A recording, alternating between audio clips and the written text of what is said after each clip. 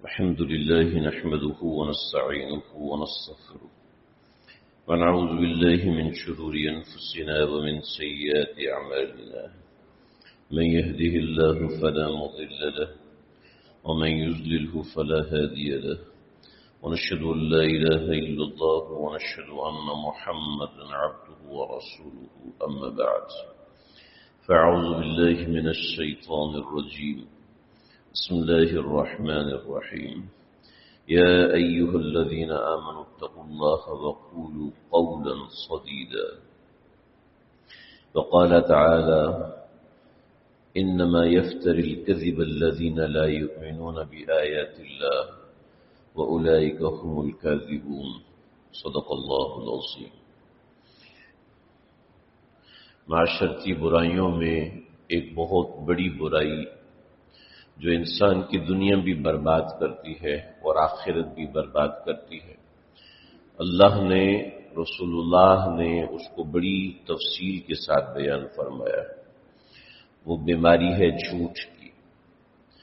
جھوٹ moral values کے بھی خلاف ہے. کامن سینس سے سمجھ میں آتا ہے کہ جھوٹ بولنا غلط ہے.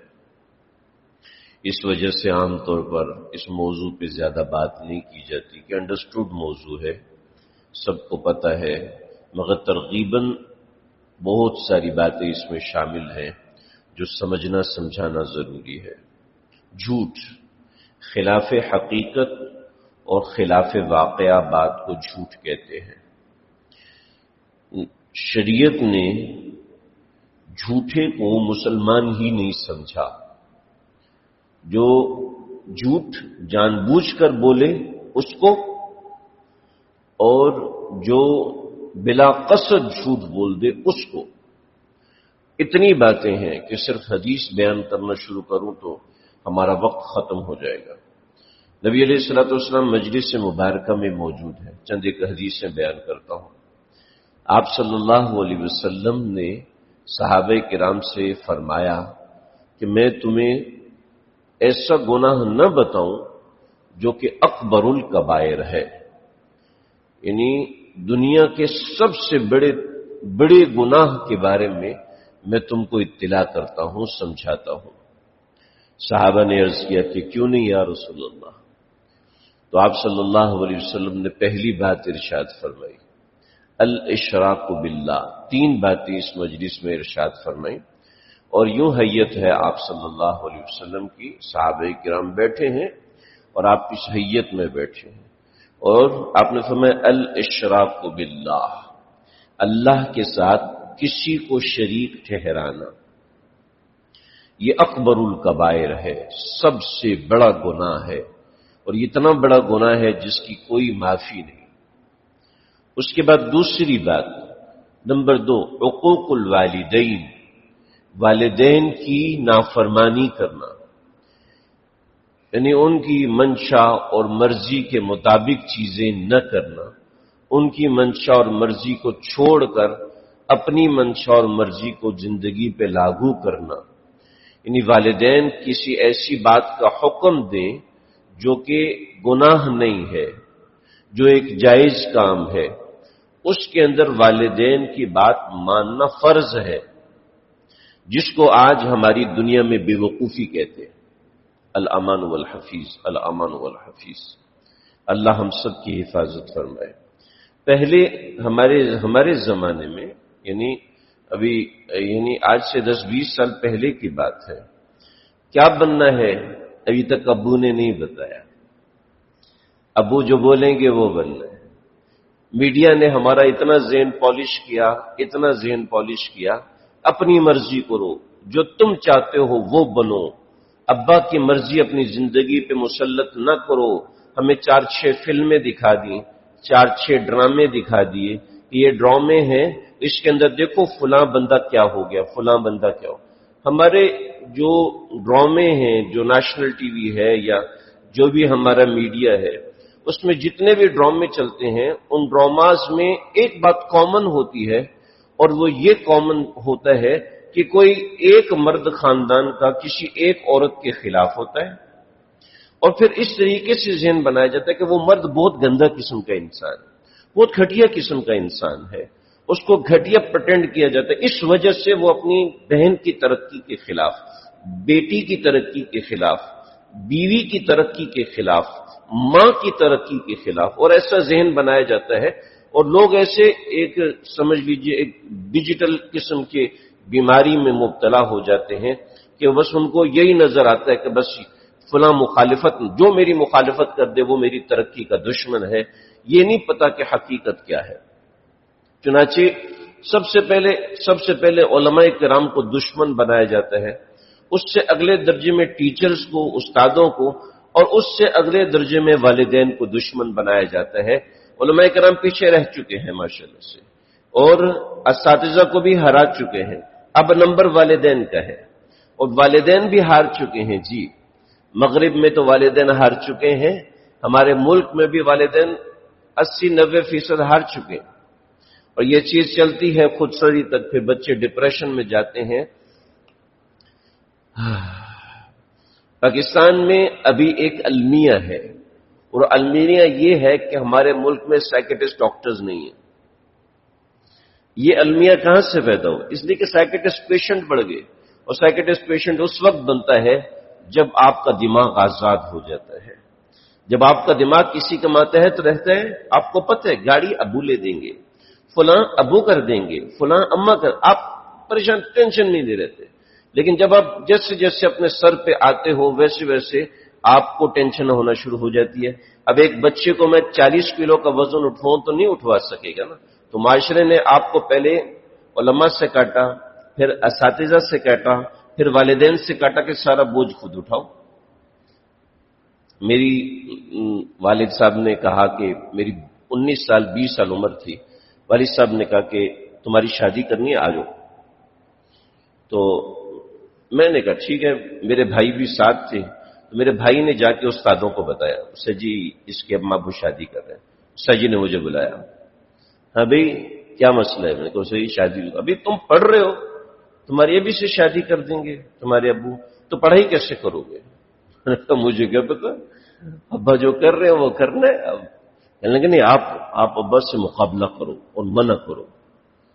تو پھر میں نے دوسرے استاد جی سے پوچھا، میں نے کہا جی ابا سے تو بات کرنے کی ہمت نہیں، ابا نے جو کہہ دیا بس اوکے، اس کے علاوہ تو جواب نہیں. نہ ہمیں جرت ہے اور نہ اتنی بڑی زبان ہوئی ہے کہ ابا کے سامنے کھولیں، تو نہیں ہو سکتا. خیر بہرحال دوسرے استاد جی بھی کیا ہے وہ خرچے کا کیا کرنا ہے، یہ اس کا کیا کرنا ہے، اس کا کیا کرنا ہے. تو پہلے خرچے کا کیا کرتے ہو؟ جو بڑے استاد جی تھے، تو پہلے خرچے کا کیا کرتے ہو؟ جی ابا سے لیتے، تو ابھی بھی ابا سے لیں گے. اتنے بڑے ہو گئے ہو کیا؟ شادی ہو رہی ہے، کوئی ایسا تو نہیں ہے کہ تمہیں اٹھا کے باہر پھینکا جا رہا ہے. ابھی بھی ہاسٹل میں رہتے ہو، پھر بھی ہاسٹل میں رہنا، کوئی مسئلہ تو نہیں. پہلے یعنی اس نوع کے بڑوں کے حوالے چیز ہوتی ہے، آہستہ آہستہ ذمہ داری پڑتی ہے، انسان اس کو کنٹرول کرتا ہے. چھوٹے بچوں کو سوشل میڈیا نے اور ہماری بچیوں کو سوشل میڈیا نے، ڈراموں نے ایسا بنا دیا کہ بھئی کسی پہ بھروسہ نہیں کرنا. والدین تو بھولے ہوتے ہیں، سیدھے ہوتے ہیں، اور آپ تو ماشاءاللہ بل کلنٹن سے پڑے ہوئے ہیں نا، آپ تو ایلون مسک سے پڑے ہوئے ہیں، اس لیے آپ تیز تراز ہیں. استغفر اللہ استغفر اللہ. ہمارے بڑے پہلے کہتے نہیں بیٹا تو نے چائنا نہیں جانا، بس نہیں جانا، بھلے سے وہاں سے آفر آیا ہوا نہیں جاتے تھے. اور آج تو بس یہ حقوق الوالدین، جب اولاد ہم ایسی کتابوں کو قابل ضبطی سمجھتے ہیں جن کو پڑھ کے بچے باپ کو خبطی سمجھتے ہیں. بچے سمجھتے ہیں ابا کو تو عقل ہی نہیں ہے، ابا کو تو پتہ ہی نہیں ہے آج کے زمانے میں کیا ہو رہا ہے، ابا کو تو خبر ہی نہیں ہے، ابا تو سیدھے آدمی ہے. تو اس کا کیا مطلب ہے؟ اعتماد ختم کیا جا رہا ہے. چنانچہ چاہیے. دوسری بات یہ فرمائی. تیسری، جن چیزوں میں والدین کی اطاعت کرنا فرض ہے ان چیزوں میں والدین کی اطاعت کرنا لازم. جو چیزیں جائز ہیں ان چیزوں میں والدین کی اطاعت کرنا فرض ہے. اب والدین میری ترقی کے دشمن ہیں، وہ پڑھے لکھے نہیں ہیں، وہ ایسا ہے ویسا ہے، یہ ساری فرسودہ کہانیاں ہیں، یہ بے وقوف بنانے والی کہانیاں ہیں، اور ہمیں ان ڈراموں اور فلموں کو دکھا کے بے وقوف بنایا جا رہا ہے، اور ہم ماشاءاللہ سے بن رہے ہیں اور اپنے آپ کو بڑا سمجھدار سمجھتے ہیں، بڑا ایسا سمجھتے ہیں، اس لیے کہ وہ جو ڈرامے میں آتا ہے اس نے ہمیں یہ سکھایا ہے، اس کی وجہ سے میرا ایک پرسپشن بن گیا اور قوم کا پرسپشن تباہ ہوتا جا رہا ہے. اس سے اگلی چیز نبی علیہ الصلوۃ والسلام نے فرمائی، دو چیزیں آپ نے یوں فرمائی، الاشراک باللہ و عقوق الوالدین، یہ دو چیزیں ایسے بیان فرمائی. حدیث ٹیک لگا کے نہیں بتانی چاہیے، لیکن چونکہ نبی علیہ الصلوۃ والسلام سے ایسے منقول کیوں فرمایا. اور اس کے بعد آپ سیدھے ہوئے، ٹیک چھوڑی، اور ٹیک چھوڑنے کے بعد آپ نے اپنی گردن کو اونچا فرمایا، اور پھر فرمایا وقول الزور، الا وقول الزور وقول الزور وقول الزور وقول الزور، بار بار. بعض روایت میں وشہادت الزور، بعض روایت میں جھوٹی گواہی، بعض روایت میں وقول الزور، جھوٹا بول، یعنی جھوٹ بولنا یہ اکبر الکبائر ہے، اتنا بڑا گناہ ہے جھوٹ بولنا. اسلام ہمیں تین باتوں کی بڑی زبردست تاکید کرتا ہے. یعنی اگر کوئی آپ سے پوچھے کہ اسلام کیا ہے تو آپ اس کو بتا سکتے ہیں اسلام تین باتیں ہیں. پہلی بات، اسلام طہارت کے بارے میں بہت زور دیتا ہے کہ طہارت ہونا یہ فرض ہے، طہارت ہونا شرط ہے. علماء نے لکھا ہے ناپاک کپڑے رات کو پہن کے سونا بھی حرام ہے. رات کو پہننے والے کپڑے اگر ناپاک ہے تو حرام ہے. اگر بچے کو ناپاک کپڑے، بچے نے ناپاک کپڑا پہنا ہوا ہے تو ماں کے ذمہ واجب ہے کہ وہ کپڑا تبدیل کرے. اگر ماں تبدیل نہیں کرتی تو باپ کے ذمہ واجب ہے اس کو تبدیل کرے جتنا جلدی ہو سکے. تو ناپاکی یعنی ناپاک کپڑا اس کو پہننا حرام ہے. ایسی بیڈ شیٹ جو کہ ناپاک ہو گئی ہے اس کو استعمال کرنا حرام ہے جب تک کہ اس کو پاک نہ کرے. اس کو پاک کرنا ضروری ہے. یعنی پاکی ناپاکی کا اسلام نے بہت زور دیا ہے. یعنی آپ جو بھی کتاب اسلام کے متعلق اٹھا کے دیکھ لیں، بہشتی زیور، ہدایہ شامیہ، آپ کو سب سے پہلے کتاب و طہارت ملے گا. پاکی نمبر 1. نمبر 2 عفت، پاک دامنی، یہ ایک الگ موضوع ہے. اور تیسرا صداقت، سچ بولنا.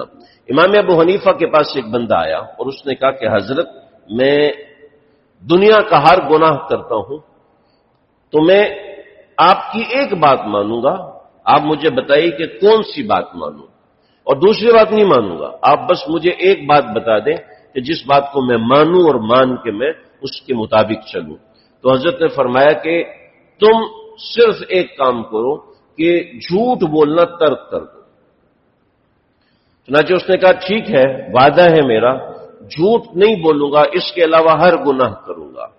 کتابوں میں لکھا ہے، بڑی تفصیل ہے کہ اس نے ایک ایک کر کے سارے گناہوں کو چھوڑ دیا صرف اس وجہ سے کہ اس نے جھوٹ بولنا ترک کیا تھا.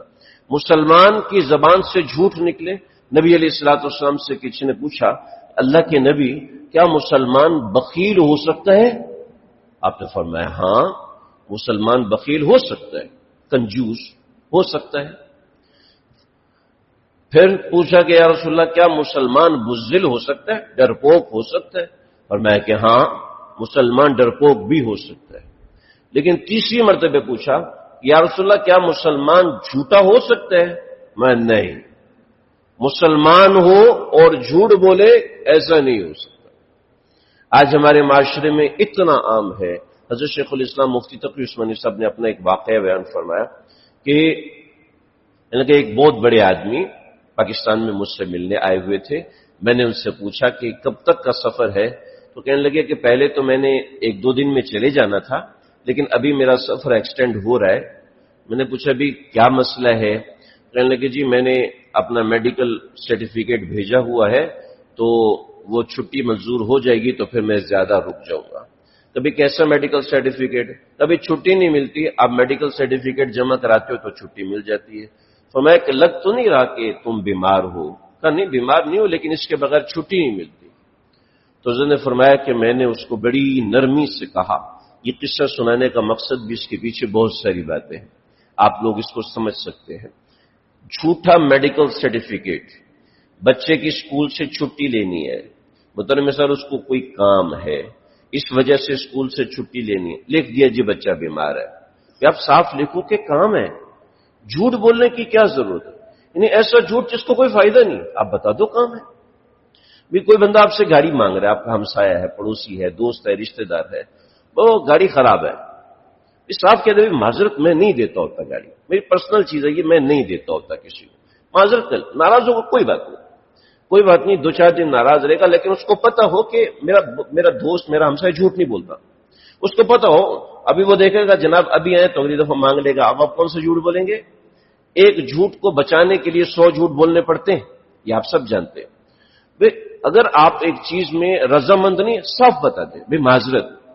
اہل کفر ہمارے ہاں آج کے زمانے کے کافر بھی جھوٹ نہیں بولتے، بولتے ہیں بہت سارے بولتے ہیں، لیکن اکثر کا مزاج جھوٹ نہ بولنے کا، وہ مورل ویلیوز کے اعتبار سے کرتے ہیں۔ لیکن ہمارا مسئلہ ہے، ہمارا تو مورل ویلیوز کا، ہمارا دین ہی کہتا ہے کہ مسلمان تو جھوٹ بول ہی نہیں سکتا، اور جو جھوٹ یہاں ہمارے مسلمان بولتے ہیں ویسا جھوٹ تو دنیا میں کوئی نہیں بول سکتا۔ اتنے بڑے بڑے جھوٹ کے شیطان پیچھے کھڑے ہو کے کہتا وہی ایسا جھوٹ کہاں سے نکالا، یہ تو مجھے بھی نہیں آتا۔